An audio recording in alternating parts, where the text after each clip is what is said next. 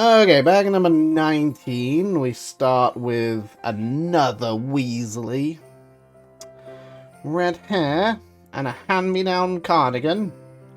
You must be a Weasley.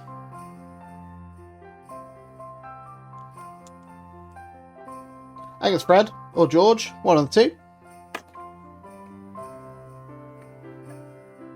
Can't really blame what effectively middle, high school level Weasley education for not teaching students something more complex than this works. No, true. It's just a school where a crackpot old fool teaches magic tricks at the end of the day, isn't it?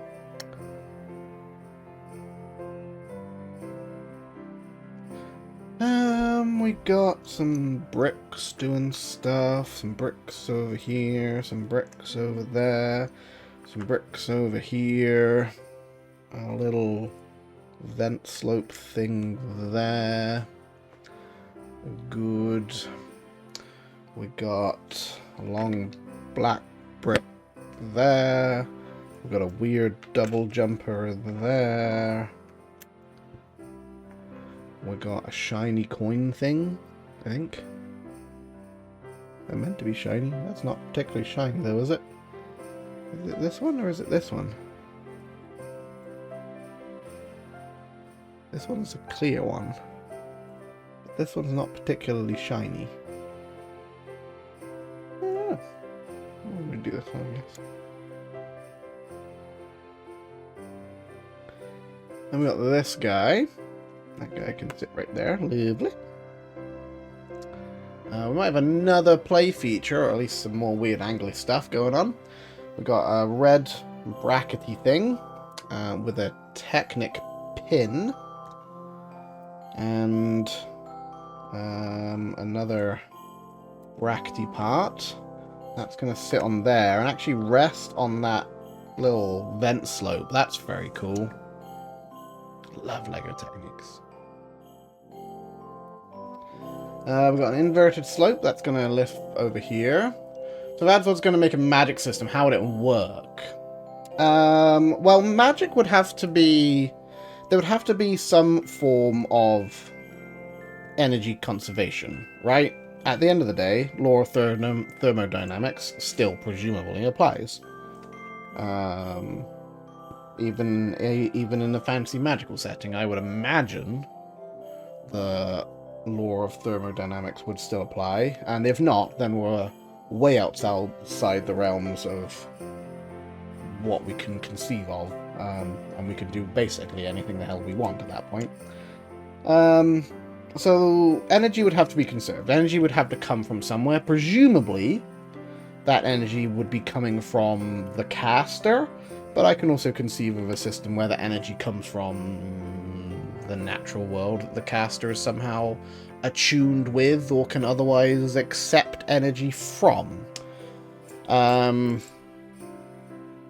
I would have the magic system that I am kind of currently implementing in a way for my D&D setting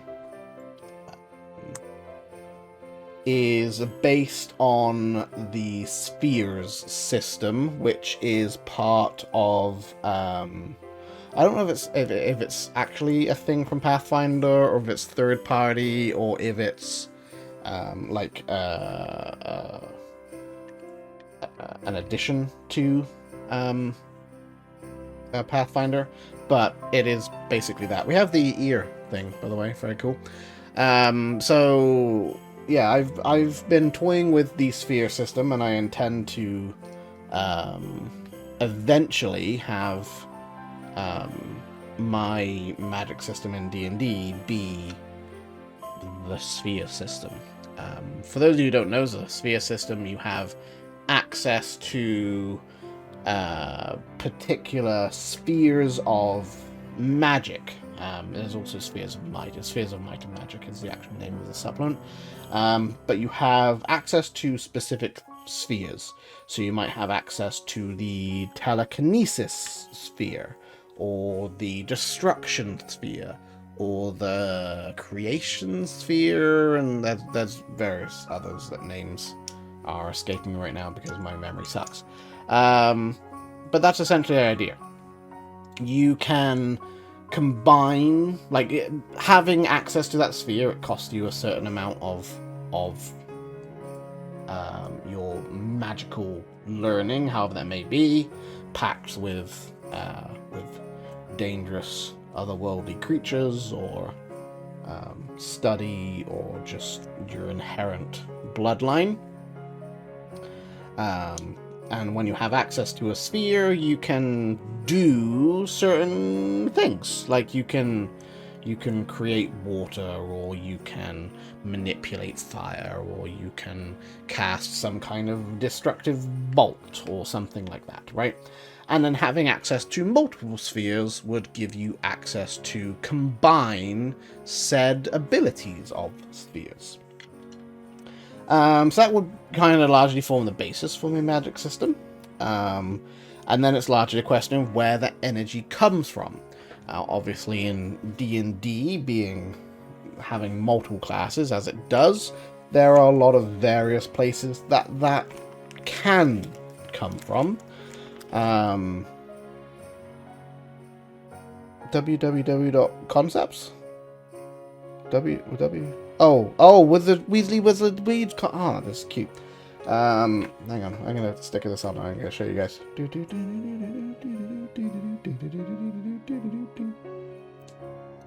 Okay, so we got www concepts. Weasley's Wizards Weeds concepts. We got 1, which I think is the ear extender. We got 2, which seems to be like boots that can go up and down walls, and we got 3, which is like a rain cloud that goes into a bottle, which I guess is this bottle of rain cloudy nonsense. That's kind of cute. That's going to live on over here. So yeah, the question then becomes, where does the source of power come from? That's going to be largely dependent on your particular fantasy setting. So in D&D, there's a lot of opportunities for where power can come from. In my settings that I so often create and think about and toy with, it's largely the same. That power can come from various aspects. That power then is, in D&D terms, is concentrated into the weave, which is where a lot of the magic energies come from. And then you would supply your own mana to tap into those energies. Which largely lines up with my kind of concepts of how it works. I've got the sticky shoes, they're on there now too. Beyond that, I haven't really given it much thought, to be honest.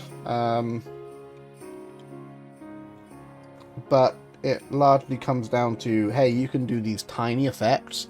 How can you combine those tiny effects into bigger effects? There is a game design that I've thought about for a long time, a magical game design, where you can craft, in kind of like a Skyrim-y style crafting system, you can craft, say, a ring or a necklace or something that is engraved with a particular spell. Okay, and those runes will do different things to cast different spells, and you might not necessarily know what those runes do, and you can find out through study and through practice.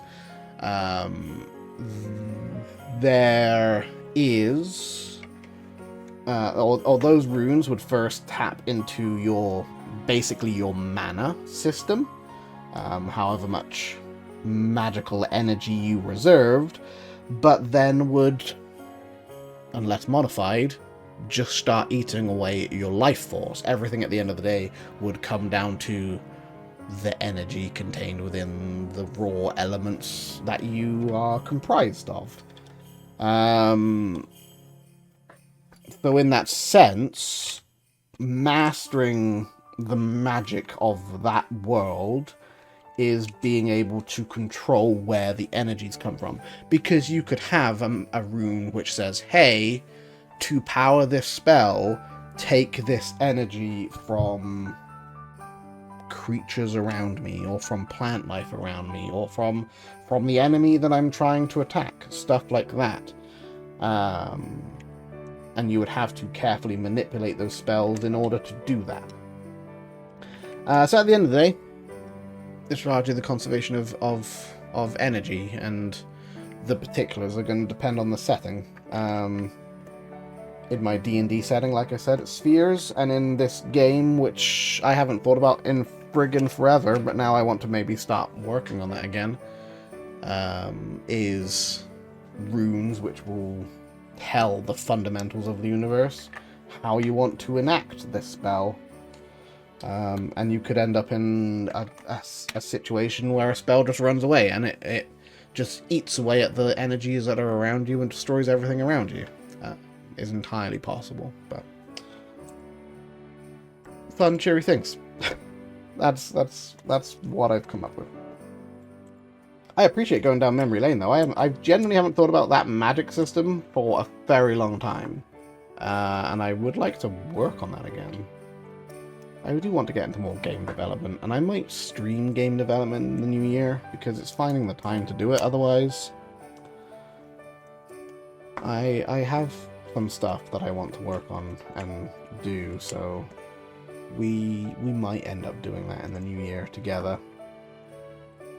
I have a few projects I'm working on. Alright, we got a presumably Brad's bed or George's bed. That can live up there.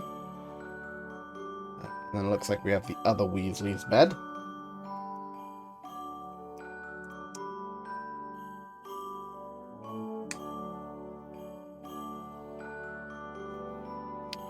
Something like this. Different bed design from what we have in the other bedroom. That's okay. Kind of cute. It would be fun to see university level magic. That'd be kind of cool. In Harry Potter. I am cautiously optimistic for the Harry Potter TV series. I really do want it to be good. It has potential, but it has to be done right. And I don't know if it will be, but it's HBO.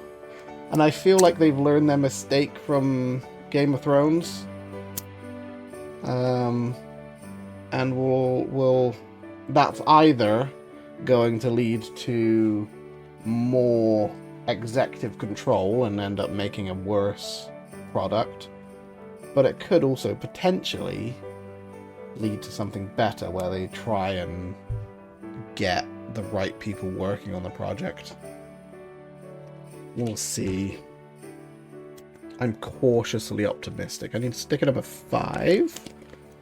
I really would like it to be good. I would love for there to be a good Harry Potter TV show. But we'll see. Seen a couple of interesting spell systems. One, Mixed Belief and Mana, working kind of like electricity. Shove mana through a preloaded spell circuit cartridge and believe enough and it can. Excuse me. Spells work just like programs. That's kind of what I would like to go for with that rune system. Is that you essentially program a necklace or whatever to do a particular spell, but the difficulty comes from learning what particular runes do and how to best utilize those particular runes. This is going to sit right on up there and be a little squiffy angle thing. Kind of cool. Kind of actually cooler when you can see it. There you go. You're welcome. That's bag number 19 done. Thanks so much for talking about magical systems with me today. It's almost Christmas for you guys and for me, technically. See you later.